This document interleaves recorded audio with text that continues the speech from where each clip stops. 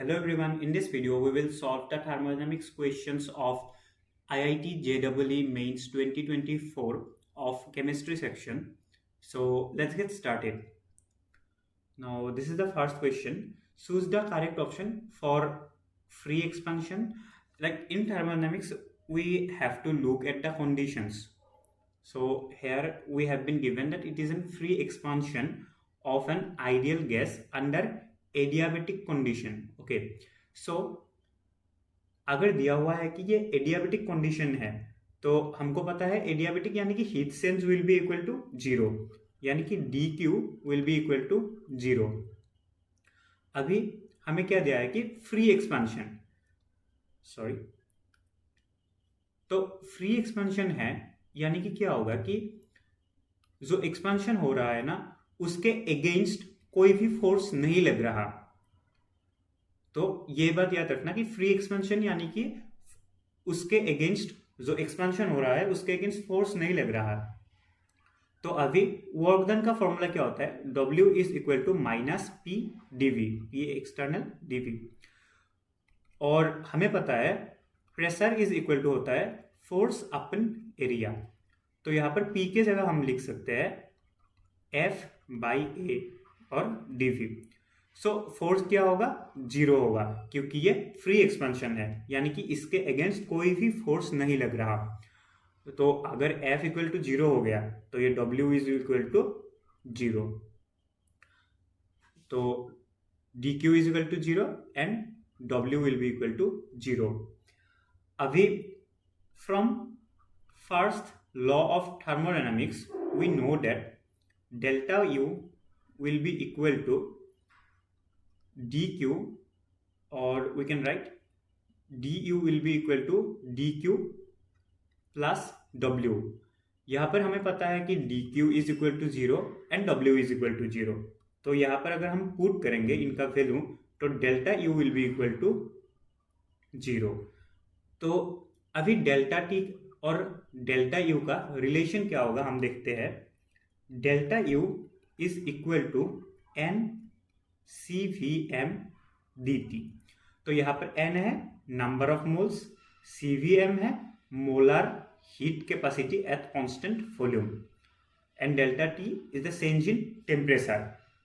तो यहां पर डेल्टा यू क्या है, जीरो है, जो हमने फाइंड किया हुआ है ऑलरेडी, और एन है नंबर ऑफ मोल्स जो कभी जीरो नहीं हो सकता, और ये सी वी एम है मोलर हीट कैपेसिटी, ये भी कभी जीरो नहीं होगा। तो अभी डेल्टा टी, तो अगर डेल्टा यू को जीरो होना है तो किसी भी एक टर्म को जीरो तो होना ही होगा। तो यहाँ पर एक टर्म जो है वो है डेल्टा टी, तो इसको जीरो रखना होगा। तो delta T will be equal to zero for this condition. तो हमारा आंसर होगा D Q is equal to zero, delta T equal to zero and W will be equal to zero. तो next question पे आते हैं। For a reaction at 300 Kelvin, K is equal to 10. K is equal to 10. Then delta G naught for the same reaction is, ठीक है, तो 10 to the power minus 1 के नाम पे लिखने को बोला है हमें, ये भी ध्यान रखना क्वेश्चन करते वक्त। तो डेल्टा जी जनरल फॉर्मूला क्या होता है, delta G equal to delta G not plus R T L N K equilibrium. Okay, ये इक्विलिब्रियम कांस्टेंट है। अभी जब इक्विलिब्रियम अटेन होता है ना तब डेल्टा जी की वैल्यू हो जाता है जीरो। तो यहाँ पर अगर हम पुट करें delta G equal to zero, ये हो जाएगा delta G not plus R T L N K. तो यानी कि delta G not will be equal to minus R T L N K. तो ये आर क्या है, आर है गैस कांस्टेंट जिसका वैल्यू हमें गिवन है, R equal to 8.314 joule per kelvin per mole. तो ये अगर हम पुट कर दे, 1 मिनट,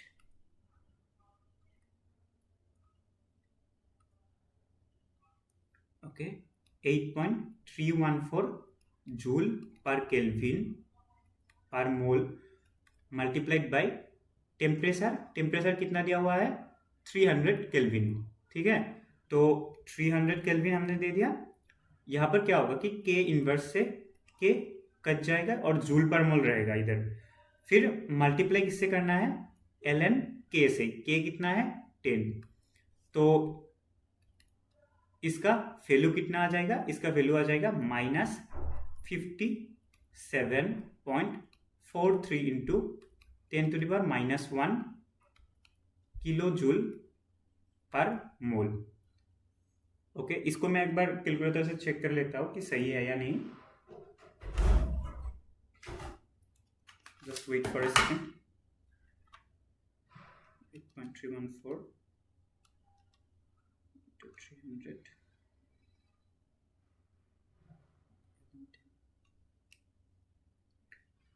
हाँ ओके, हाँ सही है। तो इसको 10⁻⁻1 के टर्म पे लिखने को बोला है क्वेश्चन में ही, तो हमने आंसर में 10⁻⁻1 के टर्म पे लिख दिया है। तो यहाँ पर जो ब्लैंक स्पेस होगा ना, उधर हमको लिखना है कि -57.43।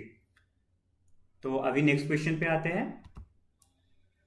इफ 3 मोल्स, तो नंबर ऑफ मोल्स कितना दिया है 3, तो लिख देते हैं n is equal to 3 mole. Okay, of an ideal gas at 300 kelvin, temperature दिया हुआ है 300 kelvin, expanded isothermally from 30 decimetre cube to 45 decimetre cube against a constant opposing pressure of 80 kilo pascal, then the amount of heat transferred.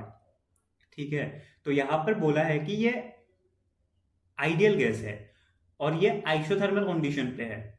तो ये बात हमेशा याद रखना कि अगर आइडियल कंडीशन हो और उसके साथ अगर आइसोथर्मल कंडीशन हो, आइडियल गैस और उसके साथ आइसोथर्मल कंडीशन हो, तो उसमें क्या होगा, delta U and delta H will be equal to 0। ऐसा क्यों होता है, क्योंकि डेल्टा यू का फॉर्मूला ये होता है कि NCVM डेल्टा टी, तो यहां पर आइसोथर्मल है यानी कि delta T will be equal to 0, so ये टर्म हो जाता है 0। सिमिलरली डेल्टा एच का फॉर्मूला क्या होता है, NCPM यानी कि heat capacity, molar heat capacity तो constant pressure into delta T. तो सिमिलरली यहाँ भी डेल्टा टी इक्वल टू 0 हो जाता है क्योंकि आइसोथर्मल है, तो ये भी टर्म भी डेल्टा एच 0 हो जाता है। तो ये बात याद रखना, आइडियल प्लस आइसोथर्मल कंडीशन। तो यहाँ पर φ1 दिया हुआ है 30 डेसीमीटर क्यूब एंड φ2 दिया हुआ है 45 डेसीमीटर क्यूब। तो प्रेशर दिया हुआ है, एक्सटर्नल प्रेशर 80 किलो पास्कल। तो वर्क डन हम निकाल सकते हैं। Okay, work done, sorry, from the first thermodynamic, from the first law of thermodynamics, delta U will be equal to W plus D Q. Okay, तो delta Q, तो delta U की value क्या हो गई 0, तो यानी कि W will be equal to minus delta Q, और हम ऐसे लिख सकते हैं कि डेल्टा क्यू, क्योंकि हमको डेल्टा क्यू की वैल्यू पूछा हुआ है, will be equal to minus W, और W की जगह पर हम क्या लिख सकते हैं कि माइनस P एक्सटर्नल dV। तो ये minus minus it will become plus, तो P एक्सटर्नल की वैल्यू कितना दिया हुआ है 800 किलो यानी कि 10⁻³ पास्कल को हम लिख सकते हैं कि न्यूटन पर मीटर स्क्वायर। तो न्यूटन पर मीटर स्क्वायर लिख सकते हैं। फिर तो डेल्टा V का वैल्यू हो गया 15 डेसीमीटर क्यूब, और डेसीमीटर क्यूब को हम कैसे लिख सकते हैं मीटर क्यूब के टर्म पे, ये हो जाएगा 10⁻³ metre cube. Okay, it should be 80 not 800, यहाँ पर ये 80 होना चाहिए ये वाला। तो अभी इसको कैलकुलेशन करेंगे तो 10⁻³ से 10⁻³ कट जाएगा, और मीटर क्यूब और मीटर टू दी पावर -2 ये हो जाएगा न्यूटन मीटर यूनिट, और यहाँ पर 80 × 15 it will be equal to 1200 newton metre यानी कि 1200 जूल। तो इसका आंसर हो जाएगा 1200 जूल। तो नेक्स्ट क्वेश्चन को करते हैं। For a certain thermodynamical condition, thermodynamic reaction, M gives N at temperature equal to 400 Kelvin and delta H equal to 77.2 kilojoule per mole and delta S equal to 122 joule per kelvin. Log equilibrium constant log K is okay. तो delta G का equilibrium पे delta G not equal to क्या होता है, minus R T L N K को हम मान लेते हैं कि इक्विलिब्रियम कांस्टेंट है। और डेल्टा जी नॉट का ये भी वैल्यू होता है कि delta G not equal to delta H minus T delta S. तो यहां से तो यहां पर आर का वैल्यू क्या होएगा, माइनस निगेटिव टर्म ऑलरेडी है 8.314 और टेम्परेचर कितना दिया हुआ है 400 केल्विन, ठीक है। और एल एन के यानी कि equilibrium constant it will be equal to delta H कितना दिया हुआ है 77.2 किलो जूल। तो किलो में है यानी कि 10⁻³ से इसको मल्टीप्लाई करना होगा। तो ये इक्वल टू होगा 77200 एंड माइनस टी का वैल्यू कितना दिया हुआ है 400 इंटू डेल्टा एस का वैल्यू है 122। सो इसको अगर हम सॉल्व करेंगे तो एल एन के का वैल्यू आएगा माइनस 37.08 इंटू 10⁻⁻1, क्योंकि 10⁻⁻1 के टर्म पे पूछा गया है तो इसको हमने ऐसे लिख दिया। तो it will be equal to minus 37.08। तो नेक्स्ट क्वेश्चन पे आते हैं, which of the following is not correct, ठीक है ना। ये स्टेटमेंट बेस्ड क्वेश्चन को अच्छे से देखना है कि हमको करेक्ट पूछा है या नॉट करेक्ट पूछा है। तो अभी नेक्स्ट देखते हैं, delta ji is negative for a spontaneous reaction, ठीक है। ये याद रखना कि डेल्टा जी इक्वल टू 0 होता है फॉर इक्विलिब्रियम, ओके। फिर delta G equal to not equal, delta G less than 0 होता है, यानी कि डेल्टा जी होता है निगेटिव फॉर स्पॉन्टेनियस प्रोसेस और spontaneous reaction, and delta G will be greater than 0 for non-spontaneous reaction, okay. ये तीनों याद रखना। तो पहला दिया गया है कि delta G is negative for spontaneous reaction, हाँ ये स्पॉन्टेनियस रिएक्शन के लिए डेल्टा जी निगेटिव है तो ये करेक्ट है। फिर delta ji is positive for spontaneous reaction, तो ये तो गलत है, डेल्टा जी पॉजिटिव होता है नॉन स्पॉन्टेनियस के लिए। तो हमारा आंसर नॉट करेक्ट वाला जो आंसर होगा वो है ऑप्शन 2।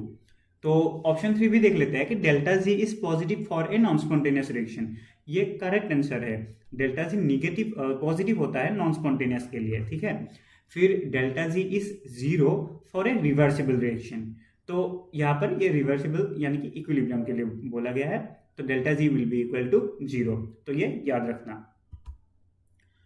अभी next question, standard enthalpy of vaporisation, delta vaporisation enthalpy for CCl4 is equal to 30.5 kilojule per mole.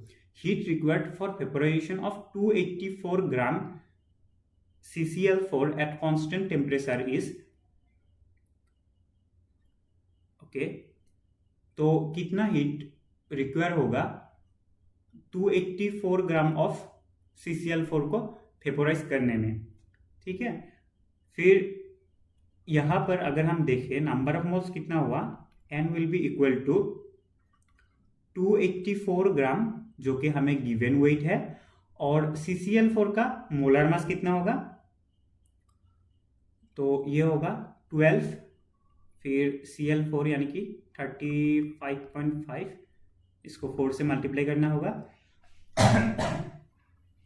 So it will be equal to 0.02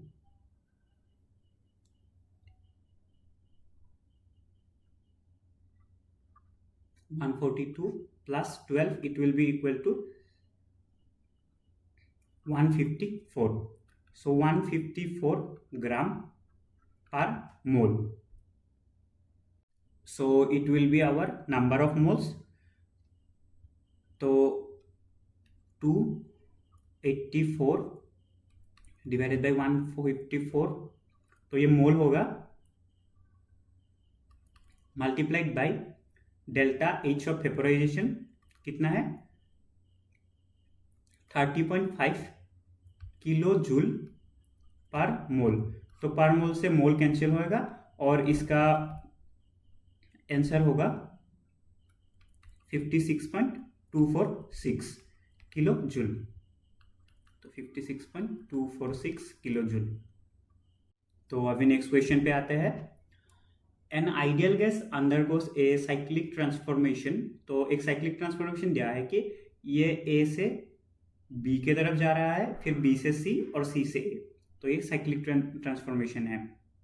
तो यहाँ पर हमको पूछा गया है कि टोटल वर्क डन कितना है। तो याद रखना कि साइक्लिक ट्रांसफॉर्मेशन के लिए वर्क डन कितना होता है, वो जो एरिया होगा वो एरिया ही होगा उसका वर्क डन। तो इसका एरिया कितना है, ये एक राइट एंगल ट्राइंगल है। तो राइट एंगल ट्राइंगल के लिए एरिया क्या होता है, हाफ इंटू बेस इंटू 8। तो यहां पर बेस कितना है, बेस है 30 माइनस 10,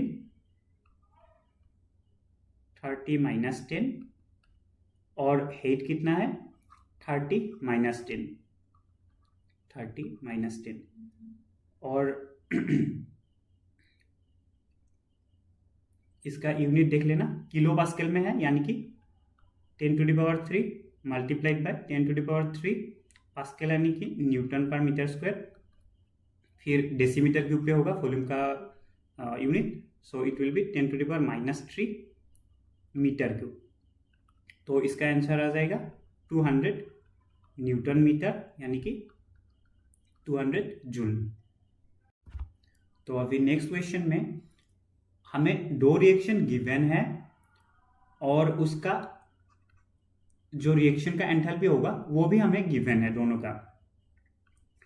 तो हमें एक थर्ड रिएक्शन दिया गया है जिसका हमें एंथैल्पी चेंज निकालना है।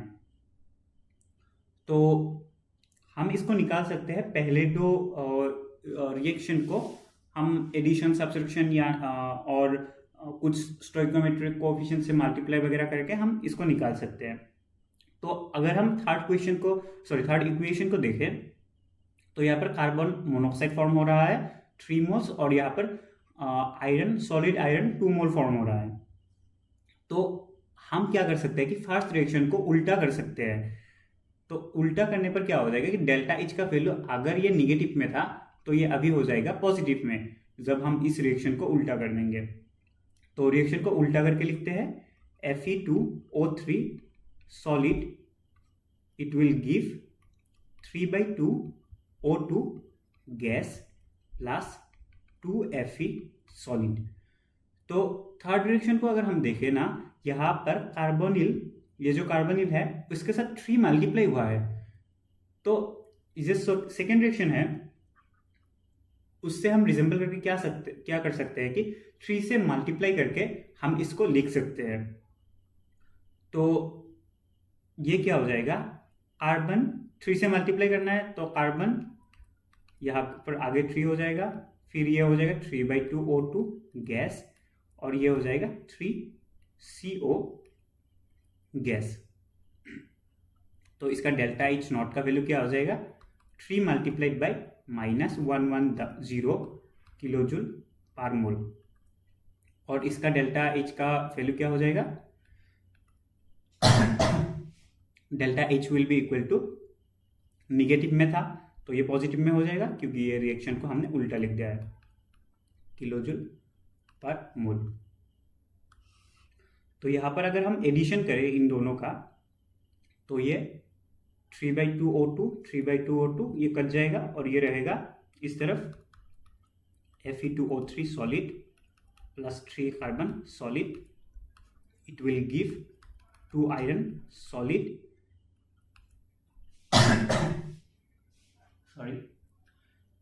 Plus 3 carbonyl gas. सो यही हमारा रिक्वायर्ड रिएक्शन है जिसके लिए हमें एंथैल्पी निकालना है। तो अभी हमारा जो एंथैल्पी होगा it will be equal to delta H equal to delta H not, जो ये पहला रिएक्शन होगा इसका delta H not plus 3 into क्या होगा -110। तो इसको अगर सॉल्व करेंगे तो इसका वैल्यू आ जाएगा 492 किलो जूल पर मोल। तो नेक्स्ट क्वेश्चन पे आते हैं।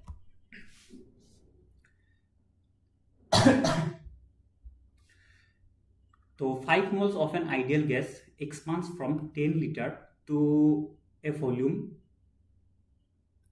100 liter at 300 Kelvin under isothermal and reversible condition. The work done W is minus x joule. The value of x.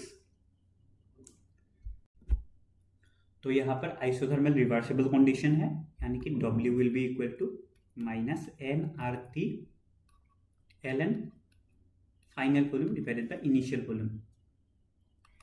और W का वैल्यू क्या दिया है -x, और हमें x का वैल्यू निकालना है। ठीक है, W इक्वल टू -x दिया हुआ है। अभी it will be equal to -n क्या होगा 5, क्योंकि 5 मोल्स गिवन है। R का वैल्यू होगा 8.314, फिर टेम्परेचर होगा 300 kelvin into ln final volume क्या है from 10 litre. So initial volume 10 litre है और फाइनल वॉल्यूम है 100। तो यहाँ पर निगेटिव से निगेटिव कट जाएगा। फिर इसको अगर हम सॉल्व करेंगे तो x का वैल्यू आएगा 28715.5, ये वाला होगा x का वैल्यू। तो नेक्स्ट क्वेश्चन पे आते हैं। Consider the following reaction at 298 kelvin. तो गिब्स फ्री एनर्जी निकालने को बोला है और इक्विलिब्रियम कांस्टेंट भी गिवन है। तो हम फॉर्मूला जानते हैं, delta G will be equal to minus RT ln KP। यहाँ पर KP लिखा हुआ है तो वो मैंने KP दे दिया, आप KV लिख सकते हो क्योंकि ये इक्विलिब्रियम कांस्टेंट ही है, डिनोट कर रहा है। तो R का वैल्यू है 8.314, टेम्परेचर यहाँ पर 298 केल्विन है, और फिर ln 2.47 इंटू 10⁻⁻29। इसको सॉल्व करने पर इसका आंसर आएगा 163 किलो जूल। तो डेल्टा जी का वैल्यू होगा 163 किलो जूल। नेक्स्ट क्वेश्चन पे आते हैं। 3 moles of an ideal gas are compressed isothermally from 60 liter to 20 liter using constant pressure of 5 atmosphere. Heat exchange Q for the compression is। so यहाँ पर क्या बोला है कि आइडियल गैस है और आइसोथर्मल है। तो मैंने ऑलरेडी बोल के रखा था कि आइडियल और आइसोथर्मल अगर दोनों कंडीशन एक साथ हो तो डेल्टा यू भी इक्वल टू 0, और अगेन डेल्टा यू क्या होता है equal to delta Q plus W. तो यानी कि क्या होगा कि delta Q is equal to minus W, यहां से हम लिख सकते हैं। हमें पूछा है कि हीट एक्सचेंज यानी कि डेल्टा क्यू का वैल्यू पूछा है फॉर द कॉम्प्रेशन यानी कि 60 लीटर वो एक बिग वॉल्यूम से ये स्मॉल वॉल्यूम की तरफ आ रहा है। फिर ये निगेटिव टर्म दे दिया, और आइडियल आइसोथर्मल के लिए ये क्या होगा eight constant pressure 5 atmosphere. Okay, तो ये क्या होगा W का वैल्यू क्या होता है -P एक्सटर्नल dV। तो negative negative it will become positive. P external का वैल्यू कितना है 5 एटमॉस्फेयर, और dV कितना होगा 60 लीटर से इनिशियली 60 लीटर था और फाइनल है 20 litre. So it will be equal to -40 litre multiplied by, so it will be equal to -200 atmosphere litre. तो ये होगा आंसर। नेक्स्ट क्वेश्चन में आते हैं। ये स्टेटमेंट बेस्ड क्वेश्चन था, तो इसे आप डायरेक्ट याद रखना कि यहाँ पर बोथ ए एंड आर यानी कि assertion and reason R correct, and जो रीजन है वो असर्शन का करेक्ट एक्सप्लेनेशन है। तो इसको आप पढ़ लो कि enthalpy of neutralization of strong monobasic acid with strong monoacidic base is always -57 kilo joule per mole. तो इसको आप याद रखना, और इसका रीजन क्या होगा कि enthalpy of neutralisation is the amount of heat liberated when 1 mole of H plus furnished by acid combined with 1 mole of OH minus ions furnished by base from 1 mole of water। तो इसको बस अब याद रख लेना, समझाने लायक कुछ है नहीं उतना ज़्यादा।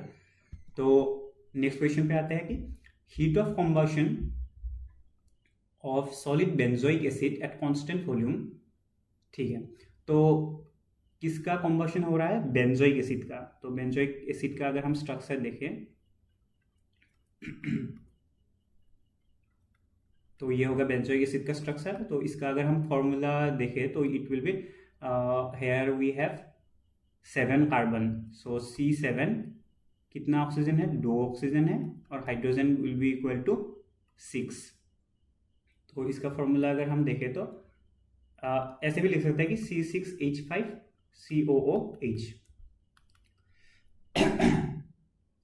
फिर इसका हो रहा है कॉम्बशन, सो यानी कि ऑक्सीजन देना होगा, ऑक्सीजन गैस, और ये सॉलिड दिया हुआ है बेंजोइक एसिड, तो यहाँ पर S लिख देते हैं। तो ये क्या देगा?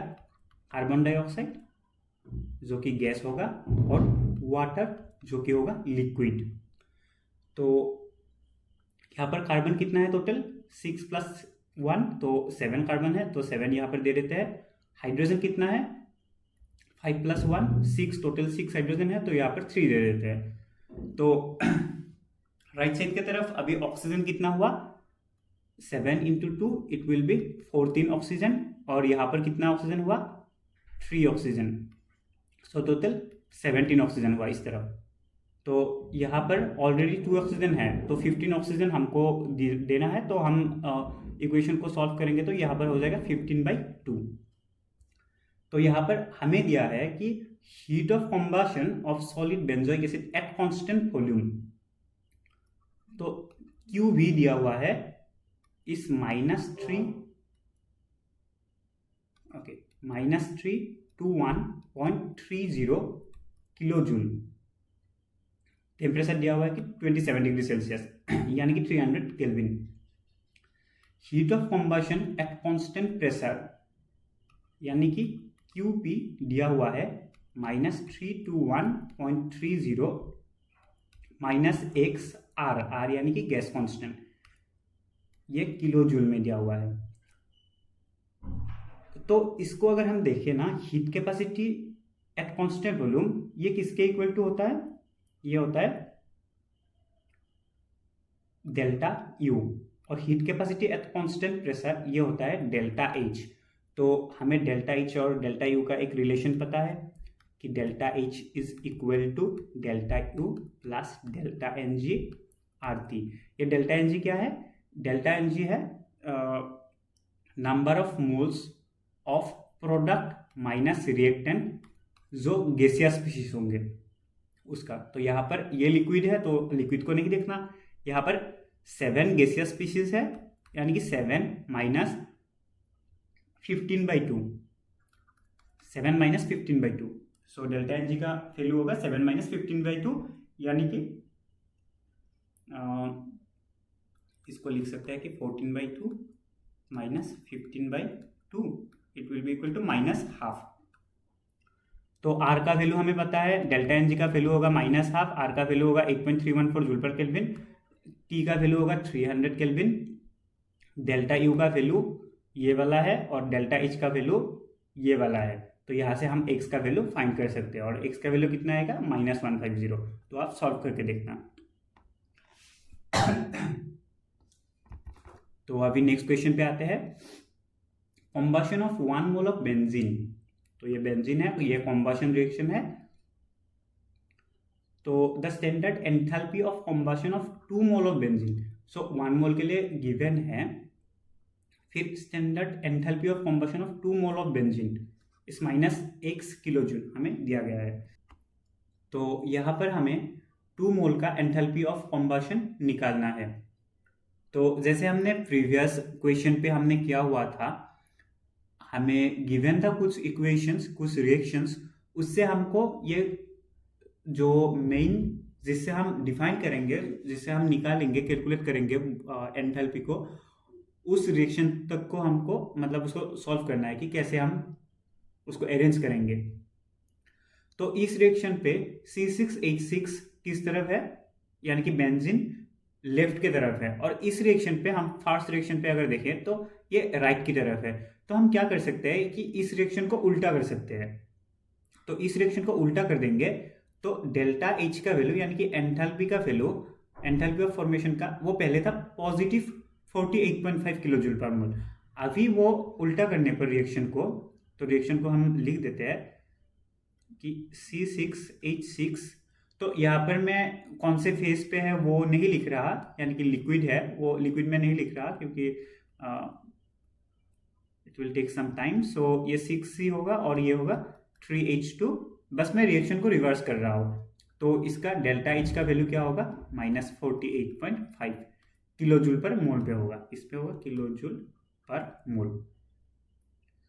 तो अभी हम इसको अगर देखें तो यहाँ पर कार्बन डाइऑक्साइड फॉर्म हो रहा है और वाटर भी फॉर्म हो रहा है। तो यहाँ पर भी इस रिएक्शन पे कार्बन डाइऑक्साइड फॉर्म हो रहा है, वाटर फॉर्म हो रहा है। तो यहाँ पर कार्बन डाइऑक्साइड के अगर 6 मल्टीप्लाई है तो हम क्या करेंगे कि इस रिएक्शन को हम 6 से मल्टीप्लाई करेंगे। तो क्या होगा, तो पहले राइट साइड को लिख देते हैं कि 6CO2, फिर इस तरफ क्या होगा कि 6O2, फिर क्या होगा 6 कार्बन। तो इसका क्या वैल्यू होगा डेल्टा H का, यानी कि एंथैल्पी ऑफ फॉर्मेशन का -393.5 है ऑलरेडी, लेकिन हमने 6 से मल्टीप्लाई किया है। तो क्या करेंगे हम 6 मल्टीप्लाइड बाय -393.5। उसके बाद हमें इस रिएक्शन में क्या करना है कि ओके H2O में हमको 3 से मल्टीप्लाई करना है। तो हम क्या करेंगे, 3 से कर देंगे मल्टीप्लाई, 3H2O। फिर इस तरफ क्या होगा, O2 है और है H2। तो यहां पर देखें तो हम 6H2 है, तो यहां पर 3 से मल्टीप्लाई करेंगे, 6H2 हो गया। और यहां पर 3O2 है, तो यहां से क्या करेंगे 3/2 से मल्टीप्लाई करेंगे, तब हम 3 ऑक्सीजन वाला ये इक्वेशन मिल जाएगा। तो 3 से मल्टीप्लाई किया हुआ है, तो यहां पर भी हमें 3 से मल्टीप्लाई करना है, 3 × -286। तो अभी हम इन सबको अगर ऐड करेंगे तो इसका वैल्यू आएगा 6535 किलो जूल। सॉरी इसको हमें 2 से मल्टीप्लाई करना होगा, क्योंकि हमारा वो क्या निकलेगा, वो 1 मोल का कॉम्बशन का, बेंजीन का कॉम्बशन का जो एंथैल्पी होगा वो निकलेगा, लेकिन हमें 2 मोल का पूछा है, तो 2 से मल्टीप्लाई करना होगा, फिर हमें मिल जाएगा 6535 किलो जूल। तो इन सबको ऐड करके देखना, तो इसका हाफ हमें मिलेगा, और फिर 2 से मल्टीप्लाई करना है, फिर ये वाला वैल्यू मिल जाएगा। एन आइडियल गैस CV यानी कि heat capacity at constant volume, ये दिया हुआ कि 5/2 R is expanded adiabatically against a constant pressure until it doubles volume।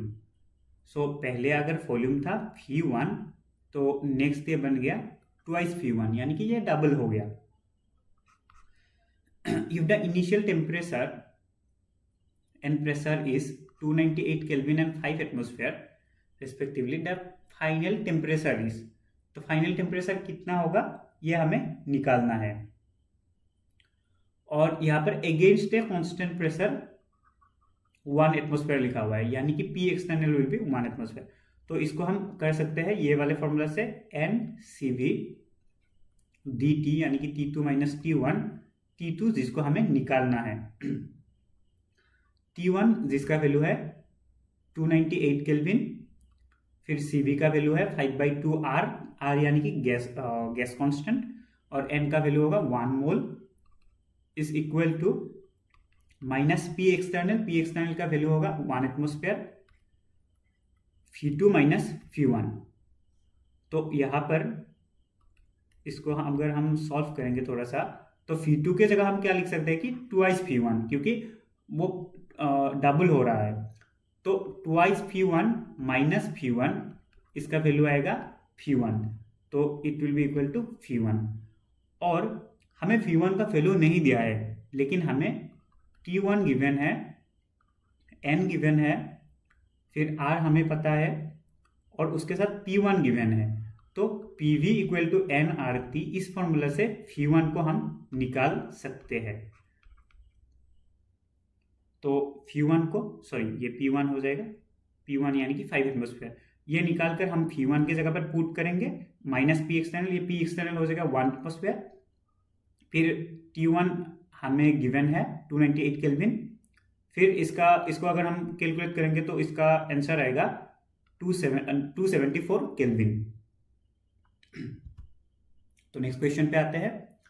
For the reaction at 298 kelvin, twice A plus B gives C, delta H हमें given है, delta S given है, the reaction will become spontaneous. वो मतलब कितने kelvin यानी temperature पूछा है, कब ये स्पॉन्टेनियस होगा। तो हमने ऑलरेडी देखा हुआ है स्पॉन्टेनियस कब होता है,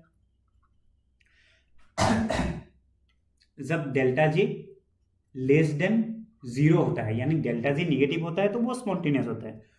और हमें क्या पता है, डेल्टा G का वैल्यू क्या होता है, delta H minus T delta S। हम डेल्टा G को ऐसे लिख सकते हैं, तो इसको अगर हम थोड़ा सा रीअरेंज करेंगे तो ये हो जाएगा, यहाँ पर ये आएगा delta H by delta S, फिर ये T। तो यहाँ से हम निकाल सकते हैं डेल्टा H कितना है, delta H 400 kilo joule per मोल, सो 400 इंटू 10⁻³ और डेल्टा S कितना है 0.2 किलो जूल पर मोल, सो इसको भी 10⁻³ के टर्म पे लिख सकते हैं, और फिर ये आएगा 2000 केल्विन। सो यहाँ पर क्या होगा आंसर, 2000 केल्विन, यानी कि रिएक्शन कब स्पॉन्टेनियस होगा हमें पूछा है। तो ये जो लेस देन टर्म है ना, इससे हमने स्पॉन्टेनियस को डिफाइन किया हुआ है, क्योंकि ये ऑलरेडी हमारा delta G will be less than equal to 0 for spontaneous reaction. तो नेक्स्ट क्वेश्चन पे आते हैं। कंसीडर द फिगर, ओके ये वाला, तो यहाँ पर ये A है और यहाँ पर B, फिर 1 मोल आइडियल गैस दिया हुआ है, escaped इन द सिलेंडर, ये वाले सिलेंडर पे, if the piston is at the position A, यानी कि इस पोजीशन पे 18 डिग्री सेल्सियस पे है, if the piston is moved to position B, यानी कि इस वाले पोजीशन तक गया हुआ है। पहले कितना था, पहले था 10 लीटर वॉल्यूम था, उसके बाद क्या हुआ, ये टोटल कितना वॉल्यूम हुआ, 100 लीटर हो गया, पहले कितना था 10 लीटर। तो हमें दिया है कि कीपिंग द टेम्परेचर अनचेंज्ड, यानी कि आइसोथर्मल कंडीशन है, then x litre atmosphere work is done for reversible process. तो x का वैल्यू पूछा है हम लीटर एटमॉस्फेयर में, तो ये रिवर्सिबल आइसोथर्मल कंडीशन है। तो रिवर्सिबल आइसोथर्मल के लिए क्या होता है, W equal to minus nRT ln phi final by phi initial. तो n का वैल्यू क्या होगा 1 मोल, R का वैल्यू है 8.314, टेम्परेचर कितना है 18 डिग्री सेल्सियस, ठीक है 18 डिग्री सेल्सियस, यानी कि 18 डिग्री सेल्सियस यहाँ पर लिख दो, और उसके साथ 18 के साथ 273.15 को ऐड करो, फिर हमको टेम्परेचर का वैल्यू मिल जाएगा। फिर ln फाइनल वॉल्यूम कितना है 100 लीटर, क्योंकि देखो यहाँ पर पहले ए स्टेज पे था तो यहाँ पर वॉल्यूम कितना था 10 लीटर, फिर ये एक्सपांड किया, एक्सपांड करके ये टोटल वॉल्यूम हो गया 90 + 10 यानी कि 100 लीटर हो गया। तो final volume 100 litre and initial volume will be equal to 10 litre. तो इसको अगर हम सॉल्व करेंगे तो okay you can solve it now. Temperature का वैल्यू भी हमें पता है 18 + 2 73.15 और अच्छा ठीक है, हमें लीटर एटमॉस्फेयर पे निकालना है तो हम आर का वैल्यू 8.314 नहीं रखेंगे, इसका वैल्यू रखेंगे 0.08206 लीटर एटमॉस्फेयर पर मोल पर केल्विन। फिर यहां से आप निकाल सकते हो। अभी नेक्स्ट क्वेश्चन पे आता है कि delta vaporisation enthalpy of vaporisation for water. तो इस रिएक्शन को हम लिख देते हैं कि वाटर का वेपोराइजेशन हो रहा है,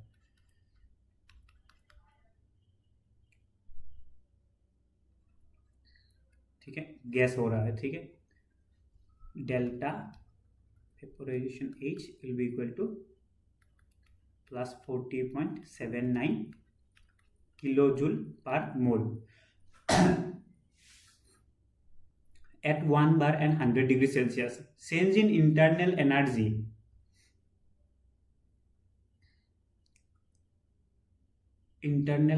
for this vaporization under the same condition. तो इसका हम फॉर्मूला जानते हैं delta H equal to delta U plus delta NG RT। फिर हमें क्या पूछा है कि it change in internal energy पूछा है, तो delta U will be equal to delta H minus delta NG RT।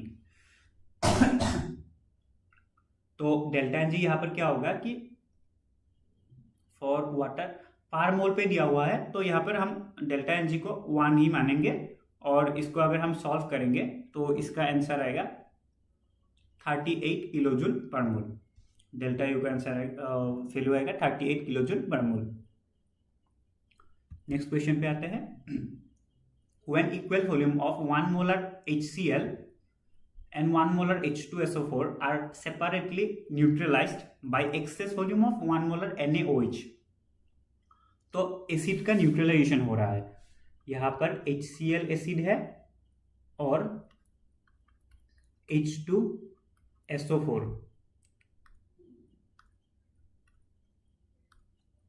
ठीक है, हाइड्रोक्लोरिक एसिड और सल्फ्यूरिक एसिड। तो यहां पर क्या है कि एक्सेस वॉल्यूम ऑफ NaOH दिया हुआ है, तो ऐड करते हैं NaOH। तो एसिड प्लस बेस मिलकर क्या होगा, वाटर बनाएगा और रेस्पेक्टिव जो सॉल्ट फॉर्म होगा उसको लिख देते हैं। तो यहां पर क्या होगा कि NaCl होगा और यहां पर होगा Na2SO4। तो इसको अगर हम इक्वेशन को हम राइट हैंड साइड और लेफ्ट हैंड साइड को इक्वल करेंगे तो यहाँ पर क्या होगा 2 आएगा और यहाँ पर 2 आएगा। फिर हमें क्या बोला है कि x and y kilojoule of heat is liberated respectively, यानी कि इसके लिए x किलोजूल ऑफ हीट निकला है और इसके लिए y किलोजूल ऑफ हीट निकला है। तो इसको हम वाटर के फॉर्म में अगर देखें तो यहाँ पर 1 मोल वाटर फॉर्म हो रहा है, यहाँ पर 2 मोल वाटर फॉर्म हो रहा है। तो x का वैल्यू अगर हम रेशियो, यहाँ पर हमें पूछा गया है रेशियो y बाई एक्स का वैल्यू क्या होगा, तो इसको हम मान सकते हैं 1 और इसको हम मान सकते हैं 2, यानी कि y को हम मानेंगे कि 2 है और x को मानेंगे 1 है, ठीक है। फिर हम क्या करेंगे y बाई एक्स का वैल्यू, ये रेशियो है इसीलिए हम ऐसे कर पा रहे हैं। तो डायरेक्ट तो आप वैल्यू नहीं निकाल सकते ऐसे कैलकुलेशन करके अगर कोई और डाटा गिवन नहीं हो, लेकिन इसको हमें रेशियो पूछा गया है कि y बाई एक्स का वैल्यू क्या है, तो इसीलिए हम निकाल सकते हैं। तो it will be equal to 2/1 that is equal to 2। फिर नेक्स्ट क्वेश्चन पे आता है। ओके, ये वाला लास्ट क्वेश्चन है। If I have not included some other questions, then you can comment the question I will make a separate video and अगर कुछ दूसरे टॉपिक के क्वेश्चंस भी चाहिए, प्रीवियस ईयर क्वेश्चन हो गया या फिर मॉडल क्वेश्चन, एंड उसके साथ कौन से टॉपिक में वीडियो वगैरह चाहिए, आप कमेंट कर सकते हो। Thank you for watching and next question को शुरू करते हैं। तो ये एक फॉर्मूला है डेल्टा एच, हाँ, delta S is equal to delta H by T, ठीक है। फिर यहां से हम क्या लिख सकते हैं कि temperature will be equal to delta H by delta S. Delta H का हमें वैल्यू दिया हुआ है 30 इंटू 10⁻³ यानी कि 1000 किलो जूल, सॉरी किलो के यहाँ पर हमने लिख दिया 10⁻³ यानी कि 1000 लिख दिया, तो it will be equal to joule per mole. फिर यहाँ पर है डेल्टा एस का वैल्यू 75 जूल पर मोल पर केल्विन। तो इसको अगर सॉल्व करेंगे तो इसका आएगा आंसर 400 केल्विन। तो thank you for watching the video.